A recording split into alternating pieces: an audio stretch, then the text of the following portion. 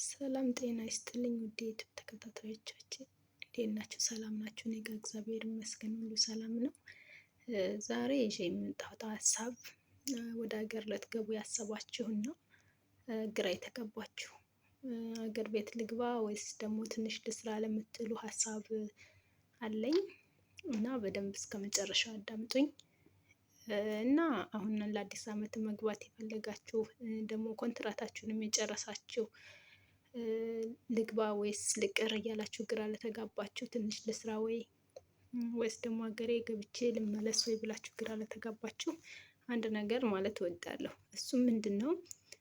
ኮንትራታችሁን ከጨረሳችሁ ቤቱ ከተስማማችሁ እና ሀገር ቤት ብዙ ጊዜ ካልገባችሁ፣ ለምሳሌ 4 ዓመት 5 ዓመት 6 ዓመት 3 ዓመትም ይሁን ከዚያ በላይ ያልገባችሁ ሰዎች ቤቱን ከወደዳችሁት እና መስራት ከፈለጋችሁ አገር ግቡና ተመለሱ ነው የምለው። ምክንያቱም ሰዎቻችሁ ትኬቱን ቆርጠውላችሁ የመመለሻ ትኬት ይዛችሁ ወይ ደግሞ እነሱ ጋር ልትመጡ ተነጋግራችሁ አገር ገብታችሁ ብትመለሱ ነው የምለው ማለት ነው። ምክንያቱም እዚህ ብዙ ጊዜ በቆያችሁ ጊዜ ብዙ ነገር ያመልጣችኋል። ኢትዮጵያ ውስጥ ማወቅ ያለባችሁን ነገር ምናልባት ቤት ጀምራችሁ ሊሆን ይችላል። ምን ላይ እንደደረሰ ማየት አለባችሁ። ቤት ካልጀመራችሁ ደግሞ ቦታ የያዛችሁትን ብር ይዛችሁ ቦታ ገዝታችሁ መመለስ ትችላላችሁ። እናንተ እዚያ ሄዳችሁ ብዙ ነገር አስተካክላችሁ መምጣት ትችላላችሁ። ቤተሰብ እናት አባት ይናፍቃሉ። ሄዳችሁ እነሱን አይታችሁ ብትመለሱ አሪፍ ነው ብዬ ነው የማስበው። ማለት በቃ የመስራት ፍላጎት ያላችሁ ማለት ነው። ተመልሳችሁ መስራት የምትፈልጉ ወይ ደግሞ ትንሽ ልጨምር የምትሉ ሰዎች እኔ እንደራሴ ሄዳችሁ አይታችሁ ቤተሰቦቻችሁን አይታችሁ እያንዳንዱን ነገር እንዴት እንደሆነ ምን ላይ እንደደረሰ ቤት እያሰራችሁ ከሆነ ወይ ደግሞ ቦታ ከገዛችሁ ሁሉን ነገር አጥንታችሁ ብትመለሱ።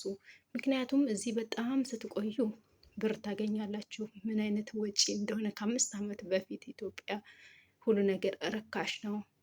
በዛ ነው የምታስቡት። ብዙ ነገር ሰው ለደወለላችሁ ሁሉ ብር ሰጣላችሁ። ለብር ዋጋ አንሰጥም እዚህ በቆየን ቁጥር ማለት ነው። በቃ ምንም ነገር ነገ ይቸግረናል። እዚህ 1 ድርሃም የምናወጣት ወይ ደግሞ 1 ሪያል የምናወጣት እዚህ ኢትዮጵያ ስንገባ ዋጋ አላት እና እዚህ ኮነን ግን ምንም አይመስለንም። በቃ ምንም እኔ ስላየሁት ማለት ነው። እዚህ ኮነን 1000 ብር ለሰው እንስጥ ስንል ምን አላት 1000 ብርማ በጣም ቀላል ናት ብለን እናስባለን። ኢትዮጵያ ውስጥ ግን እንኳን 1000 ብር የሚሰጥሽ ሰው ቀርቶ 1 ብር 2 ብር ከጎደለሽ የሚሞላልሽ ሰው አይኖርም። ስለዚህ እዚያ ገብታችሁ አይታችሁ ብትመለሱ ወደዚያው ቤት ብትመለሱ፣ ምክንያቱም እነሱ ትኬት ከቆረጡላችሁ ኢትዮጵያ ገብታችሁ ለመመለስ አትጨነቁም ማለት ነው።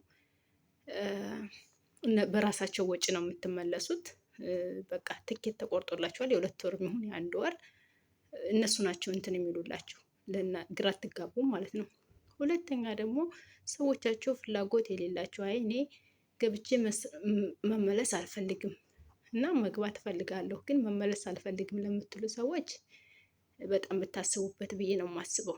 ምክንያቱም መመለስ የማትፈልጉ ከሆነ እዚህም መስራት የማትፈልጉ ከሆነ እንደምንም ብላችሁ 1 ዓመት እንኳን ብትጨምሩ 2 ዓመት ከሆናችሁ ለምሳሌ 3ኛ ዓመት ብትጨምሩ አሁን የጨመራችሁት ብር ለሆነ ነገር ያገለግላችኋል ማለት ነው። ለስራ መጀመሪያ ያገለግላችኋል። ምክንያቱም እናንተ የመስራት ፍላጎቱ የላችሁም ማለት ነው። ፍላጎቱ ከሌላችሁ ደግሞ አንዴ መታችኋል 1 ዓመት ጨምራችሁ ብትሰሩ ያችን ብር ግን ለማንም ሳትሰጡ ለማንም ሳታደርጉ ራሳችሁ ያዝ አድርጋችሁ 1 ዓመት ውጥር አድርጋችሁ ጨምራችሁ ብትሰሩ ያቺ ብር ወይ ለስራ መንቀሳቀሻ ትሆናችኋለች ወይ ለሆነ ነገር ይሆናችኋል ማለት ነው። አሁን በስሜት ተነሳስታችሁ ስራ ስላስጠላችሁ ብቻ ኢትዮጵያ ሄዳችሁ ኢትዮጵያ ደግሞ ምን መስራት እንዳለባችሁ ካላወቃችሁ በኋላ ጭንቀት ነው የሚሆነው ማለት ነው። ምክንያቱም እዚያ ቤት መስራት አትፈልጉም፣ መመለስ አትፈልጉም። ኢትዮጵያ ሄዳችሁ እንዳሰባችሁት ባይሆንላችሁ ድጋሚ ልመለስ ብላችሁ ብታስቡ ፕሮሰሱ ከባድ ነው።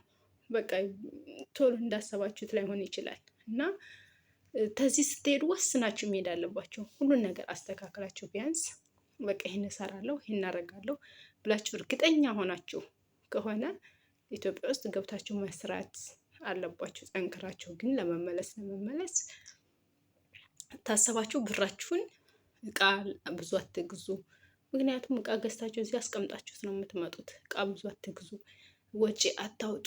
በቃ እዚህ ወጪ የምታወጡት ኢትዮጵያ ላይ አሁን ምንዛሬውም ስለጨመረ አይመጣጠንም። ካርጎ የምትልኩ ሰዎች ካርጎ መላክ ትታችሁ በቃ ሄዳችሁ መጀመሪያ እስኪ እዩ ኢትዮጵያ ውስጥ እንዴት እንደሆነ፣ ምን መስራት እንዳለባችሁ፣ ምን ማድረግ እንዳለባችሁ፣ እንዴት መኖር እንደምትችሉ መጀመሪያ ሄዱና አጣሩ።